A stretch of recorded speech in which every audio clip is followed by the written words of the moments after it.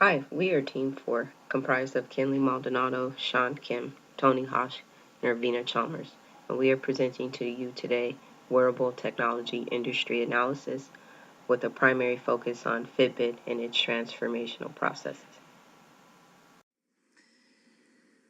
Wearable technology. Well, the industry itself is not very new. It was actually formed in the 13th century, and that was primarily with the invention of the eyeglasses.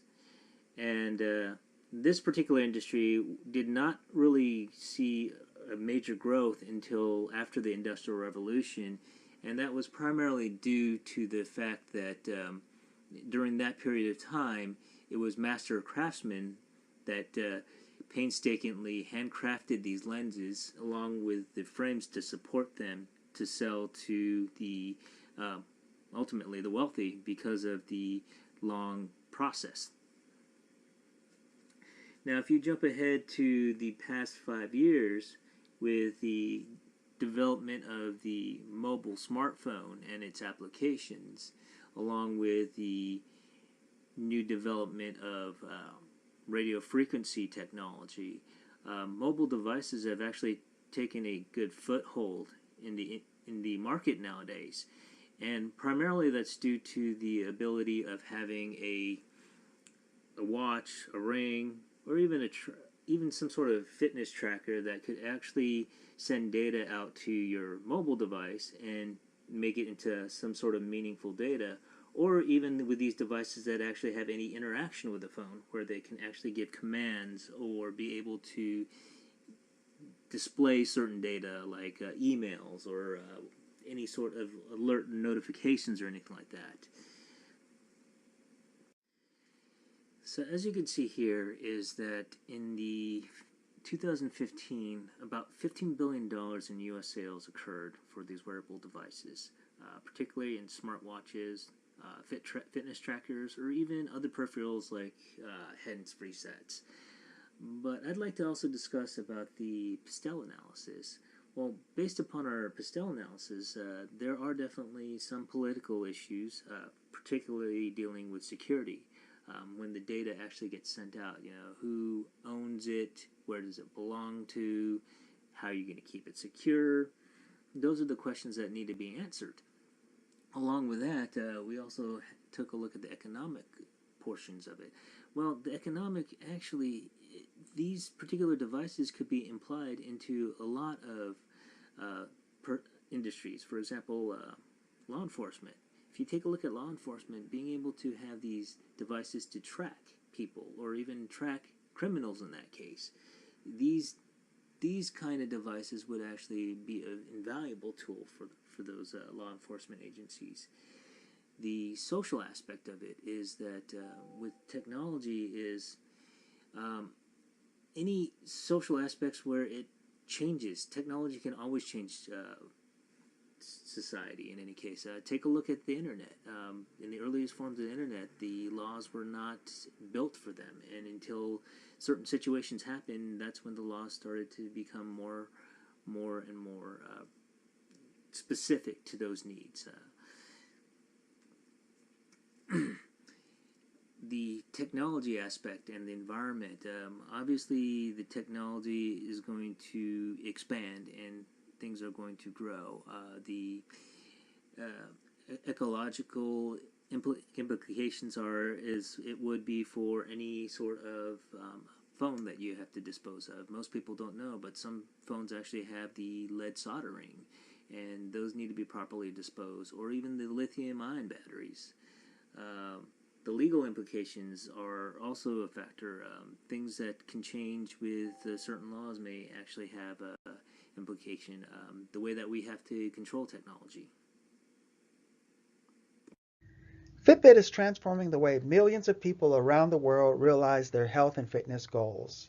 Fitbit is the leading pioneer in the connected health and fitness market since May of 2007 when the company was founded. Fitbit markets and sells its products throughout the world from the US, Europe, and Asia, where it has 23% market share worldwide. Fitbit's mission is to empower healthier living with the help of key partners such as Virgin Plus, Humana Vitality, Optimum, and many more. This is accomplished through key activities like R&D and key resources such as the co-founders James Park and Eric Friedman. Their value proposition for consumers is a healthier lifestyle through Fitbit's connected health products and services. These products are delivered through several channels from brick and mortar to the internet. Fitbit's revenue stream comes from product sales, which include 4 categories: activity trackers, heart rate monitors, smartwatches, and scales. These products range in price from $60 to $250 per device. Fitbit has a diverse set of strengths that gives it an edge over its competition, from being the market leader due to brand awareness, being purpose-driven on health and fitness, to its go-to-market strategy, where Fitbit can be found in more than 45,000 retail stores and in over 50 countries. The opportunity for Fitbit to remain the market leader lie within its strategic partnerships with healthcare providers and sports teams that can help continue to promote its brand as the go-to device for health and fitness.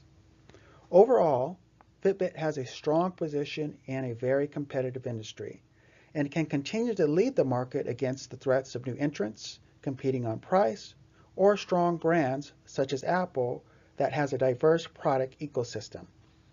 In all, Fitbit has the opportunity to really transform its company to cut costs and improve profits by taking a closer look at its technology, such as FitStar and beyond, its procurement with its manufacturing process, and its inbound logistics with materials and research and development. Fitbit needs to focus on the value chain area, which is procurement, mainly manufacturing. In our opinion, there are a couple of issues that could have been prevented if Fitbit had created this approach, as far as possibly using Lean Six Sigma and Six Sigma programs, creating a second factory to manufacture goods and assemble those goods, and possibly even tap into a secondary market and bring in more revenue.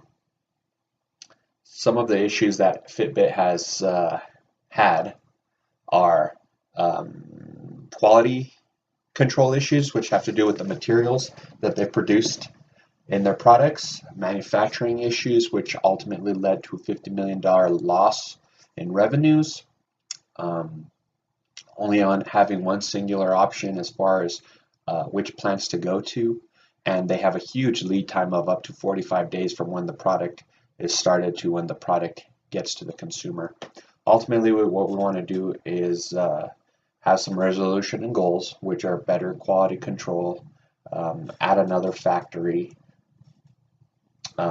reduce lead time, and possibly tap into secondary markets. And we want to do that through implementing Lean Six Sigma, methodologies to all the factories, adding a secondary factory, which we want to reduce the lead time from 45 days to 15 days worldwide, and possibly tapping into secondary markets. Through our resolution, what we want to do is implement Six Sigma, lean manufacturing, and possibly just in time. So Six Sigma ultimate objective is to reduce defects per million down to 3.4, which is what we want to do with Fitbit and all its factories and assembly factories and where it's shipped out of. Lean Six Sigma focuses on Muda, and there are 8 different types of Muda, which I think would be a good program for Fitbit, since they do a lot of their outsourcing to factories to get the product out to the consumer. I think just in time would be a good approach, and focusing on those areas would be good for us to help avoid losses during holiday seasons and up to $50 million revenue losses. Ultimately, how we would do that is bring in trained black belts and implement it into the management and create a culture and train management Um, Now, what we would like to do is add a second factory in Mexico to help supplement the North American market and get products quicker to that continent, and also give Fitbit a secondary option instead of them mainly focusing heavily on the China and Thai factories. Adding 2 factories into Mexico, where would be the main hub, and adding distribution points onto the 8, which would be Mexico, Costa Rica, and Colombia, would be able to add potential to the marketplace. Fitbit value stream map as is. The factories are located in Thailand and China. Everything is produced and assembled there, and then from there it is shipped off to 8 distribution points around the world in order to meet supply and demand. Lag time is 47 days. This current process is the reason that Fitbit has had $50 million losses in revenue because of not being able to meet supply and demand. Also quality control issues with not shipping out quality materials. Fitbit value stream map 2B. So as you can see here, what we've proposed is adding 2 factories to Mexico, and from Mexico adding 3 more distribution points in Mexico, Costa Rica, and Colombia. Our objective by doing this is to help reduce potential profit losses, help increase productivity, reduce lead time from 45 days to 15 days, and the process time from 12 days to anywhere from 4 to 6 days. This also helps isolate the distribution from the North American continent, the Asian and European continent, and also will help with control over the factories as far as implementing Lean Six Sigma, and lean manufacturing processes. Fitbit distribution map of as is. As you can see here on the map, Fitbit relies heavily on 2 factories out of Thailand and China, and ships it out to their distribution points, and then from there they distribute it out throughout the world. It's very heavily dependent upon those 2 factories, which can result in losses, can result in not meeting demand, and a plethora of other issues.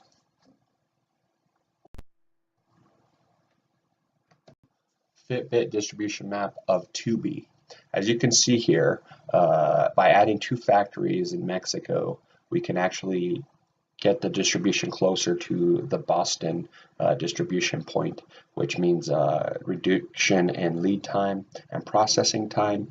And also, if we add 3 more distribution points in Mexico, Costa Rica, and Colombia, we could actually attempt to tap into those markets more heavily and probably bring in more profitability. Since Fitbit is a product that isn't required to have a gym, it does have the FitStar membership, which those countries might more likely be subscribers to it because it is a lower alternative, a cheaper alternative than going to the gym.